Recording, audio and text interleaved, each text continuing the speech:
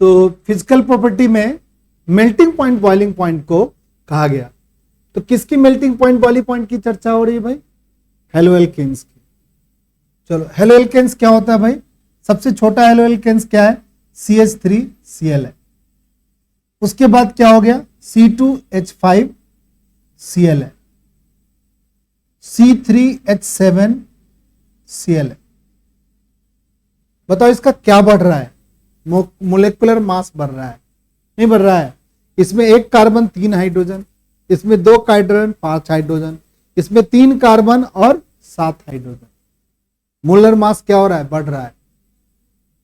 इसमें एक कार्बन का हाइड्रोकार्बन का, एक हाइड्रोकार्बन का, ये 2 कार्बन का, ये देखा। तो क्या कहा? Due to great polarity as well as molar mass, molecular mass as compare to parent hydrocarbon. इसका पेरेंट हाइड्रोकार्बन कोई आदमी बता देगा? इसका पेरेंट हाइड्रोकार्बन बता देगा? CH4 नहीं, इसका पेरेंट हाइड्रोकार्बन बता देगा C2H6। इसका पेरेंट हाइड्रोकार्बन बता देगा। बताओ किसका मोलर मास ज्यादा है?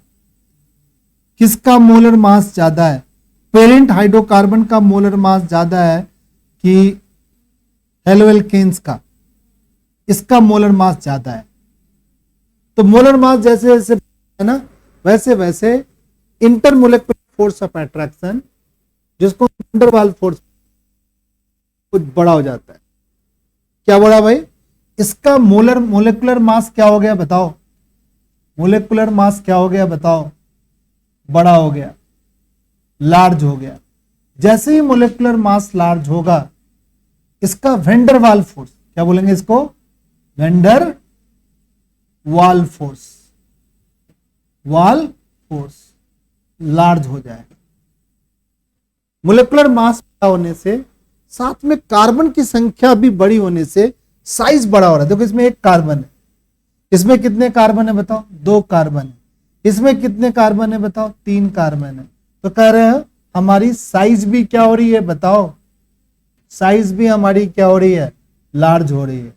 तो साइज लार्ज होगा तो कौन सा फोर्स बढ़ेगा? याद कर लो सही बच्चे, वैन वाल फोर्स बढ़ेगा। थ्योरी है, आराम से याद कर लो। दूसरी बात, तुम एक चीज पढ़े थे कि हेलोएल्केन्स जो होते हैं वो पोलर नेचर का होता है। कोई बच्चा बताएगा पोलर का क्या मतलब हो गया? ये जो CX बाउंड है ना, वो डाइपोल बनाएगा। क्यों बनाएगा डाइपोल? ये हमारी एक नेगेटिव चार्ज है और ये क्या है बताओ? Positive charge. तो डाइपोल बनाए। दूसरा जो पोलर होगा वो भी तो पोलर नेचर का होगा, ये भी नेगेटिव, ये पॉजिटिव। तो इन दोनों के बीच डाइपोल डाइपोल क्या होगा? इंटरेक्शन होगा। अगर तुमसे कोई आदमी पूछेगा, ए लड़की बात नहीं करेगी, नहीं ना तो उठा करके ना उधर रख देंगे, ठीक? दोनों बहन को, एक बहन, एक दोस्त और एक दोस्तिनी जो बन गई है, तो अलग अलग कर देंगे। हर्ष कुमार को बीच में बैठाएंगे, फिर उधर बैठाएंगे तुमको। बुझ गया? बुझ गया ना? तो ये हमारा जो है ना, ये बीच की जो, ये जो इसको बोलते हैं डाइपोल डाइपोल क्या फोर्स? डाइपोल। तो हम कहेंगे हेलोएल्केन्स में कितने तरीके का फोर्स पाया जाता है? तो एक पूछोगे वैन डर वाल फोर्स पाया जाता है, इसको याद कर लो। वैन डर वाल फोर्स कब बढ़ेगा बताओ कोई बच्चा? वैन डर वाल फोर्स कब बढ़ेगा? जब साइज बढ़ेगा। इसमें ज्यादा वैन डर वाल फोर्स है कि 4 कार्बन वाले में ज्यादा वैन डर वाल फोर्स है? तो तुम कहोगे 4 कार्बन वाले में ज्यादा वैन डर वाल फोर्स। पर डाइपोल डाइपोल इंटरेक्शन भी एक फोर्स पाया जाएगा। क्या इसमें डाइपोल, क्या इसके हाइड्रोकार्बन्स में डाइपोल डाइपोल इंटरेक्शन होगा? क्या हाइड्रोकार्बन्स में डाइपोल डाइपोल इंटरेक्शन होगा? नहीं होगा। तो बताओ डाइपोल डाइपोल इंटरेक्शन किस में होगा? हेलोएल्केन्स में होगा। कोई बच्चा बताओ क्या वैन डर वाल फोर्स इसमें पाएगा? इसमें वैन डर वाल फोर्स मिलेगा भाई? क्यों नहीं मिलेगा वैन डर वाल फोर्स भाई? भाई हम 3 कार्बन के, जो 3 कार्बन का जो हम लिखेंगे अल्केन, तो 3 कार्बन के अल्केन से 4 कार्बन के अल्केन में वैन डर वाल फोर्स क्या है? ज्यादा है। जैसे जैसे बड़ा साइज बनेगा वैन डर वाल फोर्स, तो बताओ इसमें वैन डर वाल फोर्स पाया जाता है? सही भाई, ठीक है सर। बट इसमें क्या पाया जाता है? वैन डर वाल फोर्स भी पाया जाता है। बोलो, डाइपोल डाइपोल फोर्स भी पाया जा रहा है। तो इस मेल्टिंग पॉइंट बॉइलिंग पॉइंट इसमें और इसमें किसका ज्यादा? किसका ज्यादा बॉइलिंग पॉइंट।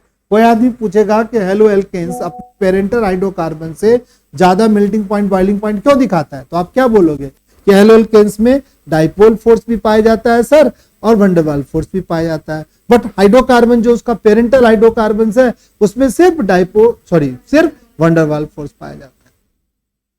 समझ गया सब बच्चा, क्या समझा? एक बार नेटसेल में हम यहां एक बात बता देते हैं। क्या बताया कि अगर तुमसे कोई आदमी पूछेगा कि इस हाइड्रोकार्बन्स में क्या पाया जाता है, कौन सा फोर्स पाया जाता है, तो तुम क्या बोलोगे? वैंडरवाल फोर्स पाया जाता है सर। क्या है साइज, क्या है सर? ठीक ठाक बड़ा है सर, 5 कार्बन का है, साइज बड़ा है सर, वंडरवाल फोर्स पाया जाएगा, ठीक ठाक वंडरवाल फोर्स होगा सर। बट कोई कहेगा बता भाई 5 कार्बन में, ये भी तो 5 कार्बन है और यहां लगा दिया Cl, इसमें क्या क्या पाया जाएगा? वंडरवाल फोर्स भी पाएगा और डाइपोल इंटरेक्शंस भी होगा। बताओ किसका बॉइलिंग पॉइंट या मेल्टिंग पॉइंट ज्यादा होगा? नीचे वाले का। समझ गया सब बच्चा? है कोई दिक्कत नहीं? चलिए वही बात लिखा हुआ, are stronger in halogen derivative, that is why the boiling point of chloride, bromide, iodide are considerably higher than those of hydrocarbons of comparable molar mass। बताओ ये हमारा हाइड्रोकार्बन है, कितने कार्बन का हाइड्रोकार्बन है बताइए? 5 कार्बन का। ये कितने कार्बन का हेलो एल्केन्स है? 5 है। दोनों में तो कार्बन की संख्या सेम ही है बॉस, बट इसकी बॉइलिंग पॉइंट क्यों ज्यादा हो गई? तो आप लिख देना इसका वंडरवाल फोर्स ज्यादा है सर, और इसमें डाइपोल फोर्स भी पाई जा रही है। ठीक है, तुम कहोगे सर इससे दोनों में वंडरवाल फोर्स किसका ज्यादा है, तो भी बोलोगे इसमें वंडरवाल फोर्स ज्यादा है। तुम पूछेगा क्यों सर? क्योंकि इसका मोलर मास ज्यादा है। सर आप यहां से क्या हटाए हो? एक सर आपने हाइड्रोजन को सिर्फ हटाया है सर, एक हाइड्रोजन को हटा करके यहाँ क्या लगाया है बताओ बच्चा पार्टी? क्लोरीन लगाया है। हाइड्रोजन का 1 मोलर मास हटाया और क्लोरीन का 35.5 मोलर मास क्या हुआ? ऐड हुआ है। मोलर मास बढ़ने से वंडरवाल फोर्स क्या होता है? बढ़ता है। तो इसमें वंडरवाल फोर्स भी बढ़ता है, ज्यादा है सर, और डाइपोल फोर्स भी ज्यादा है। दैट्स वाई हमारे हाइड्रोकार्बन जो है अपने पेरेंटल एल्केन्स का बॉइलिंग पॉइंट मेल्टिंग पॉइंट क्या होता है? ज्यादा होता है। समझ गया सब बच्चा? अब मत बोल देना कि नहीं समझ में आया। अब हाँ क्या डेरिवेटिव?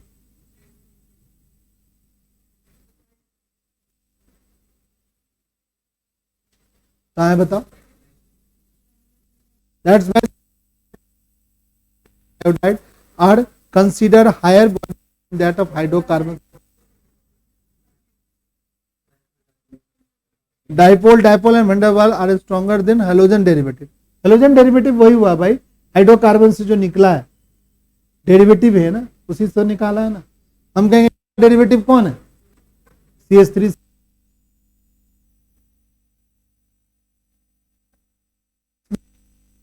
निकाल हेलोजन डेरिवेटिव, हाइड्रोकार्बन का हेलोजन डेरिवेटिव। ठीक है, अब क्या हो गया? ये हेलोएरिन से। तो सबसे अच्छा फिगर कौन दिख रहा है तुमको? इधर वाला। क्यों दिख रहा है? सिमेट्री है सर। ठीक है, और जो चीज सिमेट्री है वो ज्यादा एग्जिस्टेंस है। ठीक है, देखो उसकी बॉइलिंग पॉइंट कितनी है? बॉइलिंग पॉइंट तो नियर अबाउट सबका एक ही जैसा है, बट मेल्टिंग पॉइंट देखोगे फर्क पड़ गया है, क्योंकि इसकी लैटिस में जो बनावट है ना, लैटिस की जो सिमेट्रिसिटी होने के कारण इसकी बनावट क्या होती है? अच्छी पैकिंग होती है सिमेट्रिक होने के कारण। तो जब सिमेट्रिक होने के कारण पैकिंग होगी तो मेल्ट करने में क्या होगी? इसको प्रॉब्लम होगी। बॉइलिंग पॉइंट में जो ज्यादा डिफरेंस है, ये 453 है, ये 400 क्या है? 40 है, और वो 400 क्या है? 48। ठीक है, ज्यादा डिफरेंस नहीं है, बट यहां लिखा हुआ वही boiling point of isomeric dihaloarenes are very nearly क्या? Same. However, para-isomers are high melting point as compared to ortho और मेटा।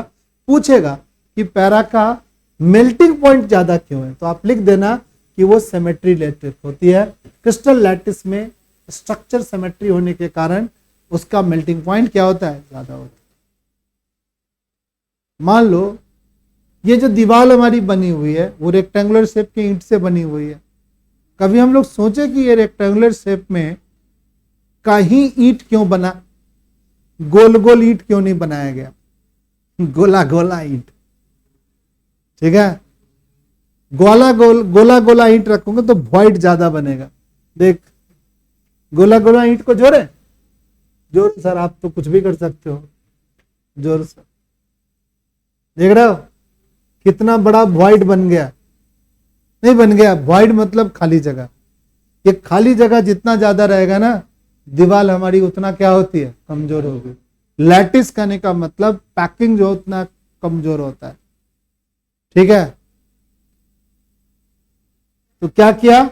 ईंट लगा लिया भैया। नहीं है ईंट, कहाँ है पैकिंग?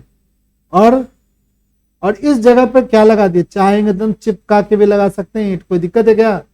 हल्का हल्का इंटरमोलिकुलर फोर्स इस सब में लगा देंगे, थोड़ा थोड़ा क्या लगा देंगे? सीमेंट लगा देंगे, तो आराम से वॉइड क्या है? इसमें तो बहुत बड़ा वॉइड सर बन गया है सर, इस स्पेस के कारण। इस लैटिस कमजोर लैटिस है सर। तो तुमसे पूछेगा क्यों ऐसा हुआ, तो कहोगे सर ये अच्छा सिमेट्री है सर, इसकी सिमेट्री क्या है? कम है। तो जो चीज सिमेट्री है स्ट्रक्चर की है, ठीक है, वो अच्छी है। बुक को ही तुम स्टैक करते हो तो कैसे करते हो बुक का स्टैक? अगर ओल्ड बुक है तो कुछ बुक को ऐसे ऐसे रखोगे तो देखोगे तुम्हारी बुक क्या होती है बताओ? थोड़ी सी एक तरफ से क्या होती है? बुक स्टैक करोगे ना तो तुम देखोगे बुक को जब स्टैक करोगे तो एक तरफ से बुक थोड़ा ऊंचा हो जाएगा और इधर से थोड़ा बुक क्या होगा? नीचा हो जाएगा। नहीं होता? बाइंडिंग की तरफ से बुक थोड़ी सी मोटी जैसे दिखती है, तो फिर तुम उल्टा करके रख देते हो कुछ चीजों को, भाई ऐसे करके रख दे, इसको सिमेट्री जनरेट करते हो। तो जो सिमेट्री चीज होती है उसकी लैटिस क्या होती है? टाइट होती है। और जो टाइट लैटिस होगी तो उसको मेल्ट करने में क्या होगी? हमें प्रॉब्लम हो। ठीक है, सभी बच्चे एक दूसरे को हाथ पकड़ ले, क्या मतलब है? पैकिंग टाइट है भाई। और सिर्फ कंधा सटा दे, पैकिंग कमजोर है यार। समझ गया? चलिए भाई, तो सिमेट्री वाला वर्ड यूज कर देंगे तो हमारा काम क्या होगा? चला जाएगा। एक क्वेश्चन यहां से बनेगा, एक क्वेश्चन वहां से भी बनेगा। क्वेश्चन बनेगा कि हाइड्रोकार्बन्स की बॉइलिंग पॉइंट कम क्यों होती है, हेलोएल्केन्स की बॉइलिंग पॉइंट ज्यादा क्यों होती है, तो लिख देना। तो उसमें डाइपोल डाइपोल और वंडरवाल फोर्स दोनों पाया जाता है। हाइड्रोकार्बन्स में एक ही फोर्स पाया जाता है, dipole dipole, sorry van der Waals force पाया जाता है। इसमें पूछेगा पैरा में क्यों ज्यादा मेल्टिंग पॉइंट है, बॉइलिंग पॉइंट का तो पूछेगा ही नहीं, पूछेगा तो मेल्टिंग पॉइंट में लिख देना कि इसका क्या है?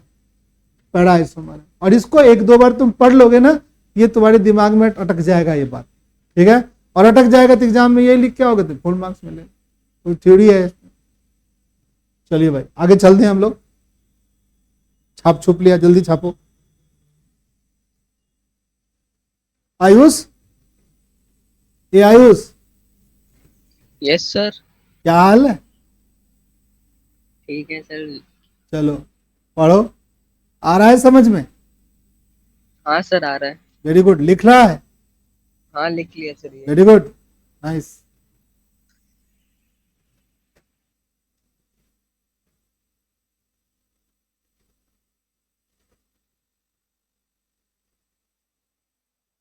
ये बात तो सबको पता है कि ये पोजीशन को ऑर्थो बोलते हैं। इसको क्या बोलते हैं? इसको खड़ा। चलिए आगे चले, जल्दी चले।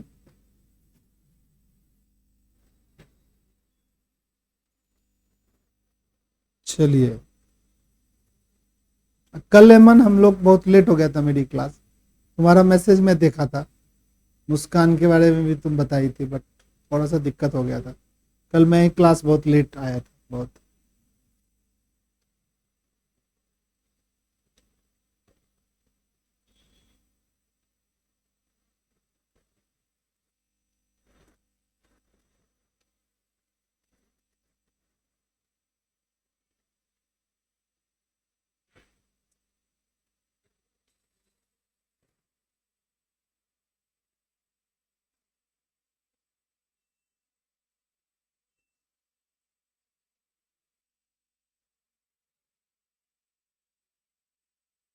कुछ बातें जो बहुत इंपॉर्टेंट है, अगर कोई बच्चा नहीं जानता है तो प्लीज सभी बच्चे जान जाओ। अगर कोई आदमी पूछता है अल्काइल कौन है तो आर लिखना। जो बच्चे नहीं जानते प्लीज जान जाओ। सिंपलेस्ट अल्काइल क्या होगा बताओ सही बच्चे? मिथाइल, इसको मत भूलो। इसका जनरल फॉर्मूला क्या होता है? CnH2n+1। हमारी श्रीवास्तव क्लासेस में कोई भी बच्चा ऐसा ना होना चाहिए केमिस्ट्री क्लास में जिसको मिथाइल ना पता हो, अल्काइल ना पता हो। सिंपलेस्ट अल्काइल कौन है? CH3, और इसका बाउंड क्या होगा? एक खाली रहेगा। ये बात याद रखें सभी बच्चे, ठीक है। अगर कोई हाइड्रोकार्बन्स लिखते हो, अगर कोई हाइड्रोकार्बन्स लिखते हो तो हाइड्रोकार्बन्स में कार्बन को ऐसे ऐसे कनेक्ट करते हो तो हर एक कार्बन के 4 बाउंड बनेंगे, ये आपको पता होना चाहिए। तो बीच वाला हाइड्रोजन कार्बन के साथ 2-2 हाइड्रोजन लगा देंगे और टर्मिनेटिंग वाले कार्बन के साथ कितने लगा लेंगे? 3 लगा लेंगे। यहां भी 3 लगाएंगे। ये सब बेसिक चीज है, प्लीज सभी बच्चे याद रखें इनको। आगे चलते हैं, चलिए आ जाइए। अब क्या किया? डेंसिटी। डेंसिटी के साथ कोई सवाल नहीं बनता है एग्जाम में, डेंसिटी से रिलेटेड कोई सवाल नहीं आता। पर डेंसिटी कहा गया कि ब्रोमो, आइडो और पॉलीक्लोरो कंपाउंड डेरिवेटिव जो होते हैं hydrocarbon are heavier than water, मतलब पानी से ये हल्का भारी होता है। तो थोड़ा सा किसी भी के बारे में थोड़ा जान कर लो कि पानी से हल्का है, तो पानी में जब तुम डिजोल्व करोगे, तो अगर पानी में डिजोल्व हो गया तब तो डिजोल्व हो गया, फिर भी ये पानी के लोअर बॉटम में पाया जाएगा, क्योंकि पानी से क्या है बताओ? हैवी। तो density increase with increase in number of carbon atom, ठीक ही है। कार्बन एटम बढ़ेगा तो डेंसिटी क्या होगी? बढ़ेगी। हेलोजन एटम भी बढ़ेगा तो डेंसिटी बढ़ेगी। एटॉमिक मास भी बढ़ेगा तो हमारा क्या होगा? तो हम लोग थोड़ा सा इसको हम ऐसे भी लिख सकते हैं कि हमारी डेंसिटी इंक्रीज करती है। डेंसिटी क्या होती है बताओ? डेंसिटी इंक्रीज करती है। इंक्रीज करती है, कैसे करती है? इंक्रीज करती है भाई, जब आपके क्या होंगे बताओ? कार्बन एटम बढ़ेंगे, C एटम बढ़ेगा। C एटम क्या होगा? इंक्रीज करेगा। हेलोजन एटम, X एटम क्या होगा? X एटम इंक्रीज करेगा। एटॉमिक मास क्या होगा? एटॉमिक मास क्या होगा? इंक्रीज करेगा। और हमारा जो ब्रोमो होते हैं, आइडो होते हैं, आइडो होते हैं यानी, और पॉली हेलो कंपाउंड जो होते हैं, पॉली हेलो कंपाउंड जो होते हैं, ये सबकी डेंसिटी ज्यादा होती है किससे? वाटर से। पानी से ज्यादा डेंसिटी हैवी होता है।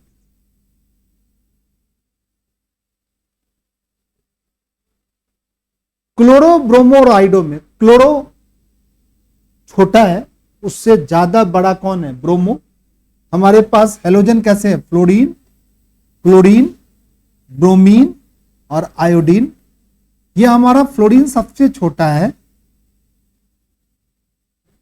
ब्रोमीन, क्लोरीन, ब्रोमीन, आयोडीन में क्लोरीन उससे बड़ा है, ब्रोमीन उससे बड़ा है, आयोडीन। तो जैसे जैसे ये बढ़ोगे वैसे वैसे क्या होगा बताओ? हमारा डेंसिटी क्या होगा? ज्यादा होगा। देख लो डेंसिटी बढ़ गया। अब यहां पर एक कार्बन ही है सब में, देखो यहां पे एक कार्बन है, 2 हाइड्रोजन है, 2 क्लोरीन है। इसको बोलते हैं पॉली, बोलो, क्लोरो डेरिवेटिव या पॉली हेलो डेरिवेटिव भी बोल सकते हो। इसकी डेंसिटी देखो, हेलोजन की संख्या यहां पर 2 है, यहां पर क्या हो गया? 3 हो गया, और इसमें क्या हो गया? 4 हो गया। तो जैसे जैसे हेलोजन का नंबर बढ़ा है, हमारा डेंसिटी भी क्या हो गई है? बढ़ गई। तो इसमें ट्रेंड्स, रेगुलर ट्रेंड्स है। कोई भी चीज बड़ा हो रहा है तो दिमाग यही कहता है नॉर्मल तरीके से उसकी डेंसिटी क्या है? ज्यादा है। बट ये बात सबके लिए अप्लाई नहीं होता है। यहां पर हमारी कॉमन लॉजिक क्या हो रही है? अप्लाई हो रही है। ठीक है भाई, चलेगा, कोई दिक्कत नहीं। ठीक है, यहां से कोई खास सवाल आपका एग्जाम में आने वाला नहीं है, पर मेल्टिंग पॉइंट पे और बॉइलिंग पॉइंट पर सवाल आएगा, भर के आएगा, पक्का आएगा, एक ना एक। आगे चलते हैं, सॉल्युबिलिटी पे आएगा। यहां पे सॉल्युबिलिटी में क्या लिखा है पहले एक बार समझ लेंगे। ये क्या है? मिसेबल विथ वाटर है, वाटर में मिसेबल है यानी पानी में सॉल्युबल होगा। ठीक है, solute water force of attraction must be stronger than solute water force of attraction। देखो, solubility का एक कॉन्सेप्ट सभी बच्चे समझ लो, थोड़ा सा समझ लो। याद रखोगे तो कभी नहीं गड़बड़ होगा। सॉल्युबिलिटी, मान लो कि एक ए चीज है और एक बी चीज है, दो चीज है। ए में ए के बीच इंट्रैक्शन होगा, बी में क्या होगा, बी के बीच इंट्रैक्शन होगा। ए में ए के बीच इंट्रैक्शन होगा, बी में क्या होगा, बी के बीच। दोनों को मिलाओगे तो ए बी के बीच इंट्रैक्शन होगा। ये वाला इंट्रैक्शन ज्यादा होना चाहिए, मोर होना चाहिए। और ये दोनों इंट्रैक्शन क्या होना चाहिए बताओ, लेस होना चाहिए। किससे, इससे। तो कहेंगे हमारा ए में बी डिसॉल्व हो जाएगा, ठीक है। यानी दो चीज को मिलाओगे तो नया जो फोर्स ऑफ अट्रैक्शन होगा, पहले वाले फोर्स ऑफ अट्रैक्शन से क्या हो जाए। मान लो कि मेरे साथ तुम ट्यूशन पढ़ते हो, एक नया बॉन्डिंग तुमने किसी ट्यूशन के साथ किया, वहां पर तुम अच्छा फोर्स ऑफ अट्रैक्शन जनरेट किया, अच्छा पढ़ पाए हो, अच्छा समझ पा रहे हो, ये वाला बॉन्ड क्या करोगे, तोड़ नहीं दोगे, एकदम तोड़ दोगे यार, तोड़ भी देना चाहिए। अगर एक नए जगह आपको अच्छा बॉन्ड बन गया है तो प्री एग्जिस्टिंग बॉन्ड को क्या कर देंगे, तोड़ देंगे। तो वही बात हुआ, ए और बीबी के बीच जो इंट्रैक्टिव फोर्स है, अगर ए बी के बीच इंट्रैक्टिव फोर्स अगर ज्यादा बन गया, ए को बी में मिलाने के बाद इंट्रैक्टिव फोर्स ज्यादा बन गया, तो ए और बी आपस में मिलना चाहेगा। तो पहले वाले बॉन्ड से बाद वाला बनने वाला बॉन्ड क्या होना चाहिए, ज्यादा होना चाहिए। तो सॉल्युबिलिटी होगा। अब देखो यहां लिखा हुआ मिसिबल बात कर, कहता है कि हमारी जो हेलो एल्केन्स है पानी में डिसॉल्व कर रहा है। तो क्या मतलब है कि हेलो एल्केन्स को जब तुम पानी में डिसॉल्व करोगे तो दोनों के बीच जो इंट्रैक्टिव फोर्स होगी वो स्ट्रांग होगी, ठीक है। किसके बीच, पहले हेलोजन हेलोजन के बीच जो इंट्रैक्टिव फोर्स था और पानी पानी के बीच जो इंट्रैक्टिव फोर्स था उससे ज्यादा है। बात लो, यहां पर हेलोजन ले लेते हैं, हेलो एल्केन्स ले लेते हैं, तो हेलो एल्केन्स के बीच कुछ इंट्रैक्टिव फोर्स होगा। यहां पर ले लेते हैं वाटर, वाटर के बीच भी इंट्रैक्टिव फोर्स होगा। अब जब दोनों मिलाए, तो जब दोनों को मिलाओगे तो भी इंट्रैक्टिव फोर्स बनेगा। ये इंट्रैक्टिव फोर्स क्या होगा, स्ट्रांग होगा एज कंपेयर टू इससे और इससे। तो ये दोनों चीजें क्या होगी, डिसॉल्व हो जाएगी। समझ गया, वही बात यहां लिखा हुआ है। बट कहा कि halo alkanes are only very slight soluble in क्या, वाटर, ठीक है।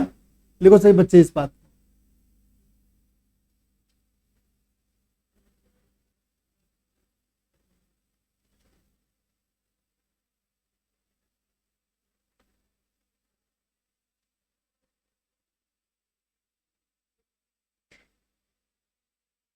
अगर कोई आदमी पूछेगा क्या हेलो एल्केन्स पानी में अच्छा सॉल्युबल होता है, तो क्या जवाब दोगे कि सर सॉल्युबल तो होता है पर अच्छा सॉल्युबल नहीं होता, कम सॉल्युबल होता है।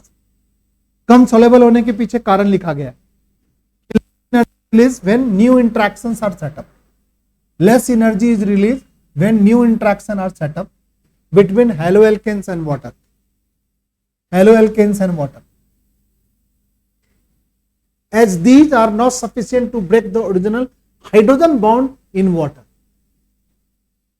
and interaction between the haloalkanes।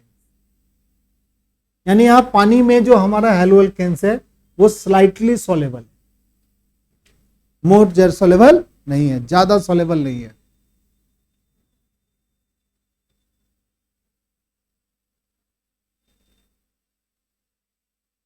Slight soluble है पानी के अंदर।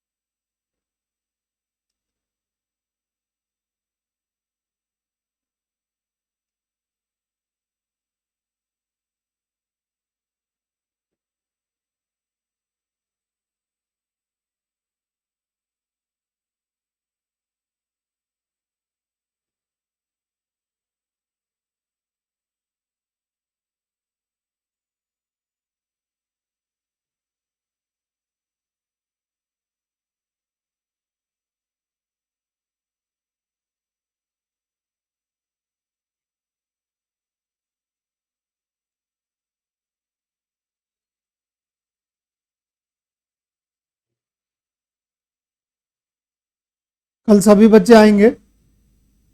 किसी बच्चे को फिजिक्स में कोई डाउट भी है, जो डेरिवेशन आपने किया और आपको समझ में नहीं आया, पूछूंगा जरूर। नहीं पूछने बताने वाले को डांटूंगा भी। हो सकता है मदर फादर को भी बता दो कि पढ़ता नहीं है, 5 सवाल सर पूछे फिर भी नहीं बताया। गॉस लॉ के तीनों डेरिवेशन हमें लिखने चाहिए और एक्सियल और इक्वेटोरियल पॉइंट पर डाइपोल के कारण होना चाहिए। 5 डेरिवेशन चाहिए और सारे हेलो एल्केन्स वाले का क्या चाहिए हमको, क्या? और सभी बच्चे टेस्ट कॉपी भी लेके आएंगे। यहां पर किसी का एक पता हुआ है शायद, किसका पता नहीं किसका पड़ा हुआ है। ठीक है, देख लेना किसी का है तो ठीक है। तो प्लीज सभी बच्चे अपने अपने कॉपी को ले आना। लिख लिया सब बच्चा?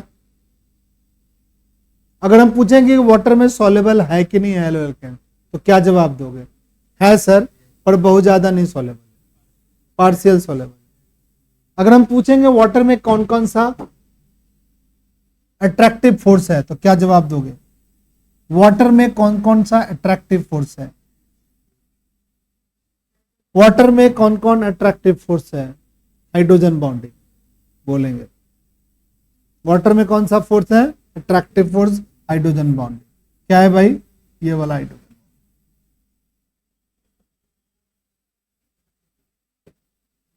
ये हमारा क्या है बताओ बच्चा पार्टी? हाइड्रोजन बॉन्डिंग बता रहा हूं। ये हमारा क्या है? वाटर मॉलिक्यूल्स है।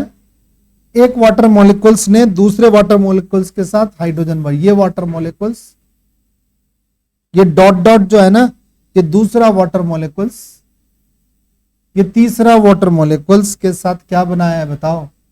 हाइड्रोजन बॉन्ड बना रखा है। ठीक। अगर हम कहेंगे हेलो एल्केन्स में कौन कौन सा पाया जाएगा, जैसे हम बोलेंगे CH3 Cl के बीच और CH3 Cl के बीच कौन सा फोर्स पाएगा, तो तुम बोलोगे dipole dipole interaction sir. Van der Waals force इसमें यहां नहीं बोलेंगे अभी। डाइपोल डाइपोल बहुत छोटा साइज है, वंडरवाल भी बोलेंगे बट यहां नहीं बोलेंगे। इस पर कौन सा चार्ज आएगा? पॉजिटिव। इस पर कौन सा चार्ज आएगा? निगेटिव। इस पर क्या आएगा? पॉजिटिव। इस पर क्या आएगा? निगेटिव।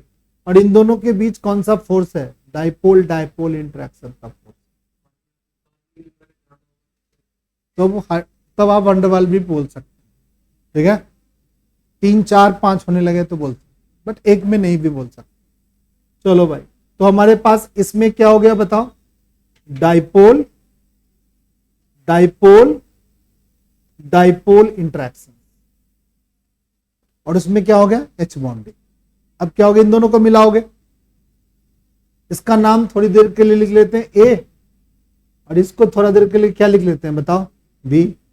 हम इन दोनों को मिलाओगे तो दोनों के बीच एक अट्रैक्टिव फोर्स होगा। पता नहीं क्या अट्रैक्टिव फोर्स होगा, उसका हम नाम नहीं जानते। तो जब भी कोई अट्रैक्टिव फोर्स जनरेट होता है ना, तो बाउंड एनर्जी क्या होती है? इमिट होती है। ये बात याद कर लो। जब कोई भी चीज बाउंड बनता है तो एनर्जी क्या होती है? इमिट होती है। तो एनर्जी जो इमिट होगी, वो एनर्जी बहुत ज्यादा इमिट कर जाए तो ये पहले वाला बॉन्ड को क्या कर देगा? तोड़ देगा। क्या दिक्कत है भाई? एनर्जी इमिट होगी तो पहले वाले बॉन्ड को क्या कर देगा? तोड़ देगा। तो पहले वाटर के अंदर जो हाइड्रोजन बॉन्ड थी उसको भी तोड़ देगा और इसको भी तोड़ देगा। तो क्या होगा? इन दोनों के बीच बॉन्डिंग हो जाएगी। परंतु ये जो इंटरैक्टिव फोर्स बनाया, ये जो फोर्स AB का इंटरैक्टिव फोर्स बना, इससे जो एनर्जी रिलीज हुई वो बहुत ज्यादा एनर्जी नहीं रिलीज हुई। देखो यहां लिखा हुआ है, क्या लिखा हुआ है? Less energy release. तो तुम कहां से स्टार्ट करोगे? Less energy release when water is added to क्या? Haloalkanes. तो लेस एनर्जी रिलीज हुआ, तो प्री एग्जिस्टिंग जो बॉन्ड था किसके बीच? वाटर के बीच या हेलो एल्केन्स के बीच, उस बॉन्ड को तोड़ने के लिए ये एनर्जी सफिशिएंट नहीं है, 100% नहीं तोड़ पाया, इसलिए सॉल्युबिलिटी क्या है? कम। पूछता है एग्जाम में, क्या बोलेगा भाई?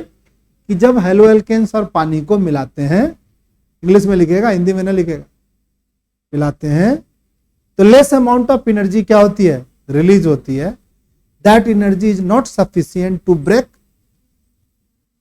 hydrogen bond in water molecules और डाइपोल डाइपोल इंटरेक्शंस इन क्या एलओएल। बस इतनी कहानी लिखते, ठीक है। और किसी को कुछ नहीं लिखने आता हो तो कम से कम लिख देना कि less amount of energy release when water और कौन एलोएल्केन्स ऐड करोगे तो। समझ गया? चलिए अब क्या हो, अब केमिकल रिएक्शन थोड़ी सी चर्चा होगी, फिर नेक्स्ट क्लास में हम बताएंगे। हमारा अभी 7:05 हुआ है, कोई खास नहीं हुआ है टाइम, अभी टाइम इतना ज्यादा नहीं हुआ है जिसमें हम लोग छोड़ दें क्लास को। अभी तो मैथ की भी क्लास होगी थोड़ी सी। चलो बताओ ये क्या है? पोलर नेचर है। CX बॉन्ड का क्या होता है? पोलर नेचर होता है, पढ़े है ना। क्यों पोलर नेचर का है बताओ? ये हमारा निगेटिव चार्ज है और इस पर पॉजिटिव था। क्यों ऐसा हुआ भाई? ये हेलोजन क्या है? इलेक्ट्रॉन निगेटिव है। हेलोजन क्या करता है? अपने बॉन्ड पेयर इलेक्ट्रॉन को अपनी ओर क्या करता है? खींचता है, ऐसे खींच लेता है। ये हेलोजन अपनी बॉन्ड पेयर इलेक्ट्रॉन को अपनी ओर खींचेगा, तो ये हमारा हेलोजन हो गया, ये कार्बन हो गया। इस कार्बन पर पॉजिटिव चार्ज, इसको बोलते हैं पोलर नेचर। पोलर। अब हमारे पास हेलोएल्केन्स जो है, इस हेलोएल्केन्स में क्या है भाई? ऐसे है, ये हेलोजन है और यहां पर हाइड्रोजन है, यहां पर हाइड्रोजन है, यहां पर हमारा कार्बन भी हो सकता है। बताओ कितने डिग्री का अल्कोहल है, कितने डिग्री का हेलोएल्केन्स? 1 डिग्री का। ये 1 डिग्री का। अब बताओ क्या डिग्री चेंज हो गया? नहीं सर, अभी भी 1। CX बॉन्ड पर 2 हाइड्रोजन है, 1 डिग्री है। अब बताओ अगर कार्बन के साथ ये हेलोजन लगाया, यहां पर एक और R लगा दिया, यहां पर भी एक और R लगा दिया, और यहां पर हमने H लगा दिया, डिग्री क्या हो गया? चेंज हो गया। याद है ना सबको डिग्री? ये हमारा 2nd डिग्री है, ये हमारा क्या है? 1st डिग्री,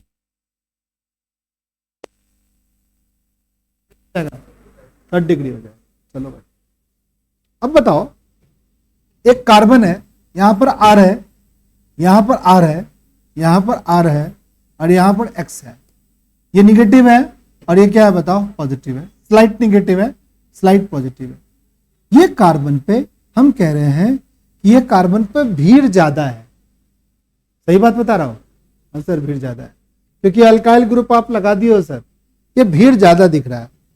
हम कहेंगे इस कार्बन पर सर भीड़, समझ रहे हैं? केमिस्ट्री में इस भीड़ को क्या बोलते हैं? Steric hindrance.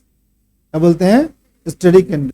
अभी इस क्लास में हम लोग 15-20 बच्चे बैठे हुए हैं, अभी भी 1-2 चीज सीट खाली है, ठीक है, पर ठीक ठाक भीड़ है, नहीं है सर। इसके बाद 3-4 बच्चे आ जाएंगे तो आपके पास क्लास में बैठाने का सीट ही नहीं है सर। तो स्टेरिक हिंड्रेंस है। हो सकता है कोई ऐसा पेरेंट्स आए और देखें इस क्लास की भीड़ को, अगर यार इसमें तो बहुत सारे बच्चे हैं, हमारे बच्चे तो नहीं पढ़ पाएंगे। तो स्टेरिक हिंड्रेंस की चीजों को क्या करता है? रिपेल करता है, क्या अट्रैक्ट करता है? रिपेल करता है। केमिस्ट्री में रिपेल करता है, बहुत जगह अट्रैक्ट भी करता है। अगर भीड़ है तो टीचर अच्छा पढ़ा रहा होगा, एक अलग बात, वो अलग। परंतु स्टेरिक हिंड्रेंस किसी किसी चीज को रिपेल भी करेगा, ठीक है। कोई ऐसी सोच होगी जिसको रिपेल भी कर देगा। तो बताओ, तो कोई कोई कोई कोई आएगा, कोई चीज आएगा और चाहेगा इस कार्बन से मिलने, तो बताओ किस में मिलने में सहूलियत होगी? 1 डिग्री में मिलने में सहूलियत होगी कि 2 डिग्री में, 3 डिग्री में? 1 डिग्री में मिलने में सहूलियत होगी यार। मान लो कि ये कार्बन है, ये कार्बन है, ये हेलोजन है और ये हमारा X है, यहाँ X है और यहाँ H है, ठीक है। यहाँ भी 1 डिग्री नहीं है, ये तो मिथाइल है। ये सिंपलेस्ट हमारा हेलोएल्केन्स है। इस कार्बन की क्या है? कम है। अब ये लड़की बता देगी काजल, क्या ये सारे जितने भी हेलोएल्केन्स इसमें रिएक्शन हो सकता है? क्या इसमें एडिशन नहीं होगा? क्यों नहीं होगा भाई? तो डबल बॉन्ड नहीं है। डबल बॉन्ड होता है तभी सर आपने बोला था एडिशन रिएक्शन होता है। सिंपल दिमाग कर रहा है कि सर एडिशन तो नहीं होगा सर। क्या होगा सर? तो सब्स्टिट्यूशन हो सकता है। सब्स्टिट्यूशन हो सकता है, हाँ भाई, सब्स्टिट्यूशन हो सकता है। किसी एक को भागा करके कोई दूसरा आ सकता है। तो एक हेडिंग लगा लेंगे सही बच्चे, chemical reaction haloalkanes nucleophilic substitution. Nucleophilic substitution. अब बताओ न्यूक्लियोफाइल कौन है?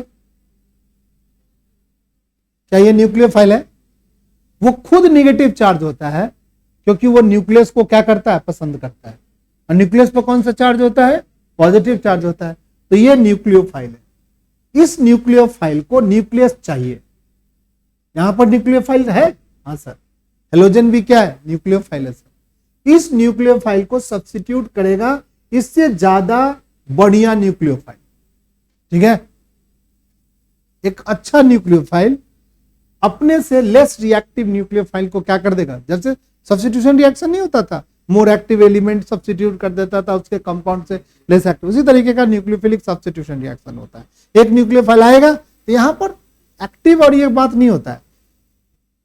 एक न्यूक्लियोफाइल आएगा तो पहले वाला न्यूक्लियोफाइल जा भी सकता है, ऐसी कहानी है। ठीक है, एक न्यूक्लियोफाइल आएगा तो पहला न्यूक्लियोफाइल जा सकता है। यहां पर ज्यादा एक्टिव और ज्यादा, ये कहानी अभी हम ज्यादा नहीं पढ़ेंगे, बट हम समझेंगे कि एक न्यूक्लियोफाइल ने दूसरे न्यूक्लियोफाइल को क्या कर दिया, सब्स्टिट्यूट कर दिया, तो दैट इज कॉल्ड क्या, न्यूक्लियोफिलिक सब्स्टिट्यूशन रिएक्शन।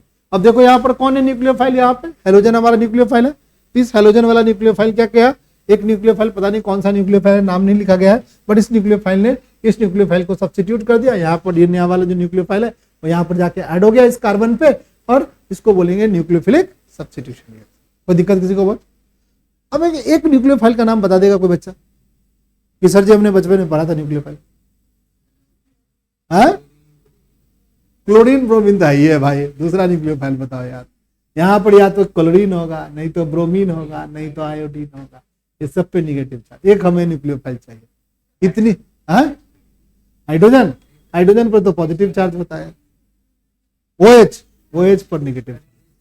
एकदम सही बोली है लड़की, हमने जो चाह रहा था वही बोल रही है। तो अब क्या चाहिए, OH निगेटिव एक न्यूक्लियोफाइल है भाई, नहीं है न्यूक्लियोफाइल। हाइड्रोक्साइड आयन न्यूक्लियोफाइल होता है बॉस, नहीं होता है। OH निगेटिव न्यूक्लियोफाइल, ये न्यूक्लियोफाइल इस न्यूक्लियोफाइल को सब्स्टिट्यूट, यहां OH लगाओगे क्या बनेगा, ये अल्कोहल बन जाएगा। तो क्या समझे, अल्कोहल से अभी बनाए हैं हम हेलो एल्केन, तो हेलो एल्केन से अल्कोहल नहीं बना सकते हैं, बना सकते हैं। कौन सा रिएक्शन करेंगे, न्यूक्लियोफिलिक सब्स्टिट्यूशन रिएक्शन। कुछ डालेंगे, एक ऐसी चीज डालेंगे जो न्यूक्लियोफाइल जनरेट कर दे। क्या डालेंगे तो OH बन जाएगा,